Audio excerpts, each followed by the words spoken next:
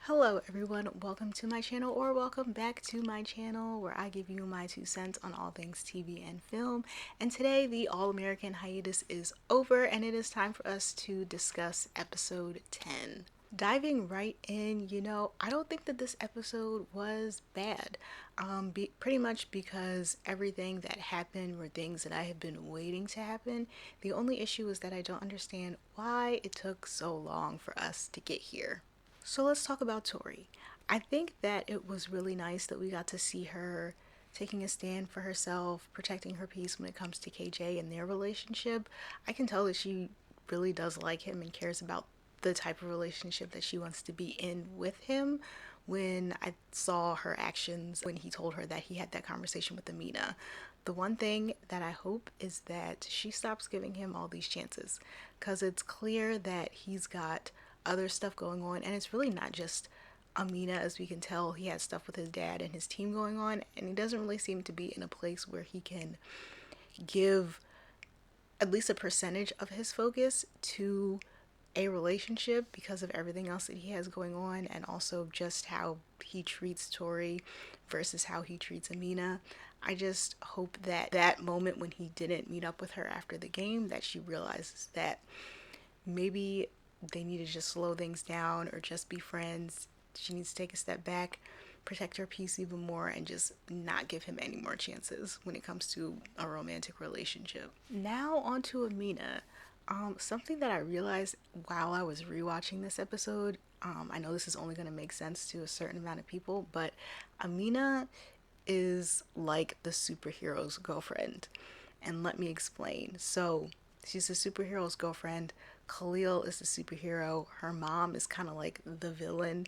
And she's like the girlfriend, where everyone around knows who the superhero is and about their secret identity and all of the information that comes with that. But they don't tell her any of the information because they think they're trying to protect her. Even when giving the information is probably better and will help protect her than just keeping her outside of the loop completely. And we see that once she gets the information that she needs in pertaining to Khalil, that she doesn't just go off and try and get herself into a dangerous situation and try and solve the problem and fix it herself. She actually encourages him to go seek out the help, the right kind of help that he needs to get through this whole situation. And then she goes with him to support him in asking for that help. And that's how she handles it. We see that she is mature enough to not just go off and do something irrational or impulsive. So, again, it's like the superhero's girlfriend, where once she gets all the information, she's still obviously going to be in danger because life is dangerous. But when it comes to that specific situation, she's probably going to be more protected when she knows the information as opposed to when she does it. And that's what we see with Amina in this episode. And I do have to mention when he tried to kiss her, because that still goes in line with what happened. Because once she was able to tell him that he was safe and he was in the clear, he's like, now I finally feel free but really safe enough to be in this type of relationship with you, because you're no longer going to be in danger if you associate with me in this way. So yeah, that is how I saw Amina in this episode, and really for this entire season. But I am glad that we got the conversations that we got this episode with her, especially the one with Coop. Finally, like I've been saying over and over again, that this conversation needed to happen, and it finally did.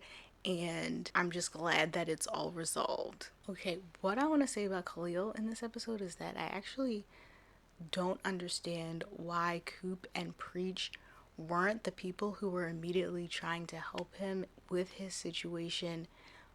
When you consider their past, I know there's like gang rivalry and stuff going on, but both of them were in that situation and got out and made better for themselves, and they're still living in that community and trying to do better for that community.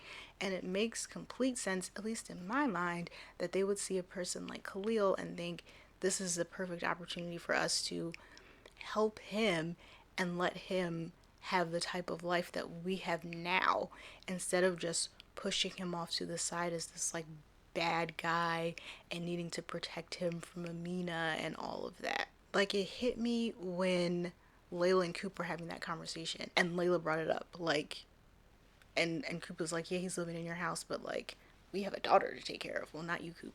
But it just seemed a little weird to me that they wouldn't want to offer the same kind of help that they got to get out of their situations to someone else who was in it, like passing the torch on to the next generation and helping build them up.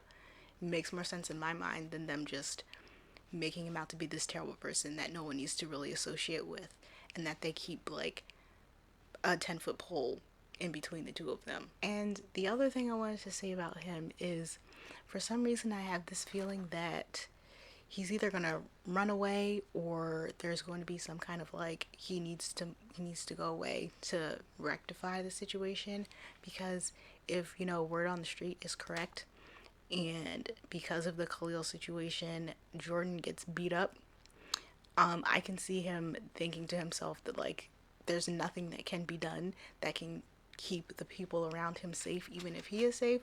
So maybe he should hop on out of there and get as far away from this location as possible. Kind of like what happened with Mo and how she went all the way across the country and her parents helped her have a better life, so she wouldn't have to be in that environment and be like that anymore.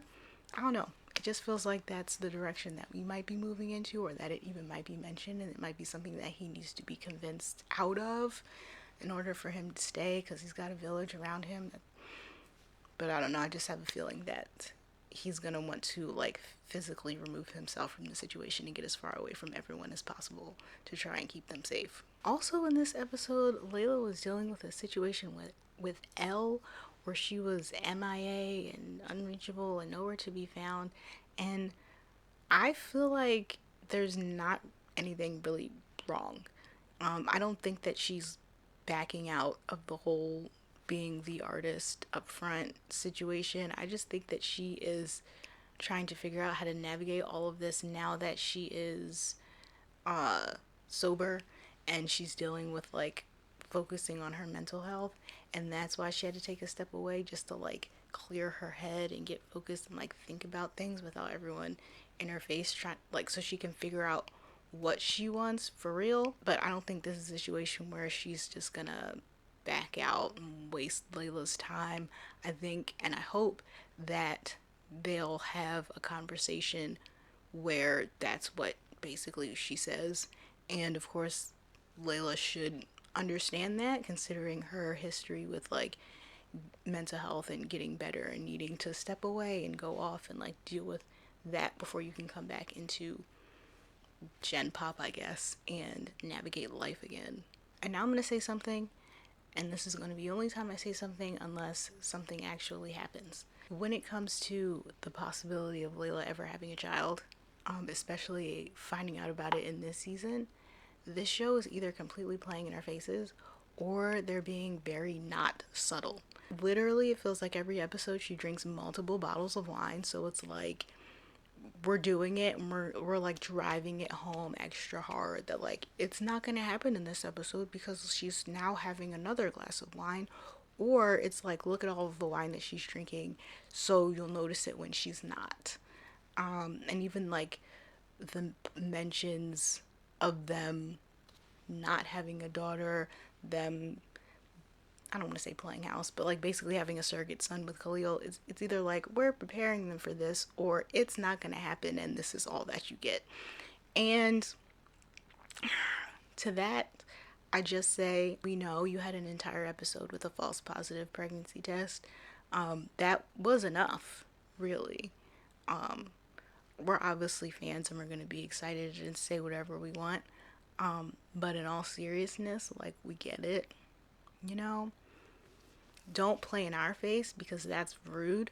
Yeah, that's all I have to say about that. And I'm not going to speak on it again until probably the end of the season, unless something happens between now and then. Now on to Cassius' dad, aka Charles, which is what I'm going to call him until we actually know what his real name is, because I don't think they said it in the episode, but it doesn't matter because in my mind he will always be Charles. First, why did it take so long for him to show up? We have 3 episodes left now. and we're now just seeing him. Why did it take so long? To this idea or revelation now, I guess, of the reason why Cassius and KJ moved to LA and why he's working at Beverly, possibly having something to do with some kind of revenge plot against Billy, is absolutely diabolical. And I mean, I honestly kind of find it a little funny that this show is constantly telling us how good of a man Billy is, and yet you have two grown men who have plotted against him for something that happened in the past. I think we all know what the something might be, but I thought he was a good man and not someone who deserves to have a revenge plot against him. I love the drama on my TV, and this could be fun drama to have on TV, but this is immature. These are two grown behind men who are trying to ruin the legacy of a man who is dead. Most likely because they never got a chance to have a civilized adult conversation with him about whatever their issues were that they had with each other. They just decided that it was, I don't know, easier, better, or whatever to do a whole revenge situation, and take it out on his son and his legacy and his coaching at the school, than to just deal with their issues with maybe a therapist because the man is dead. And it's frustrating because it's embarrassing how much KJ is acting more like a father to his father, and how his actual father can't be a father to him. And the more that I thought about it, the more I'm like, this is probably the main reason why your marriage is in the situation that it's in right now. Because how much do you want to bet that his wife knows about all of this and what his father, Cassius's father, was trying to do? You know, they talked about themselves being the hopeful dreamers, and that's what their relationship was going to be about. And then turn around and find out that all your dad wants you to do is to crap on some dead guy's legacy. And that's why they can't be hopeful dreamers anymore. And that's why they have a rift in their relationship and why they had to separate. And she probably got even more upset when she realized that they were moving to LA. I don't know why she would let KJ go with him, but we'll find out if that is actually true, hopefully soon. But at the end of the day, what really needs to happen is that Cassius needs to go to therapy and deal with his daddy issues and figure it all out. Because this whole situation, like, I know most likely going through it his whole life, but it's made him into a terrible father, not so great husband, and even a bad coach. Because what happened during that game did not need to happen. I will say that it made total sense for him to take out his starters in a game that really didn't matter, because that's something that actually happens in football and in professional sports. Letting them play in the first half was the slide, but obviously we saw the switch over in that once he saw his dad in the stands, that he immediately had to go for that record that put the nail in the coffin of Billy's legacy, as they said in the episode. So yeah, he needs to just like deal with his issues, because it's not helping his life to not deal with them at all. And even though people are going to celebrate him as a coach, he's still part of the reason why that kid got hurt in the game and probably won't be able to play in the playoffs, which could probably lead to them not even winning a championship. So yeah, those were all my thoughts on the episode. Make sure you let me know what you thought of it in the comments below. Did you think it was good? Did you think it was terrible? How are you feeling about these being the last few episodes of the season?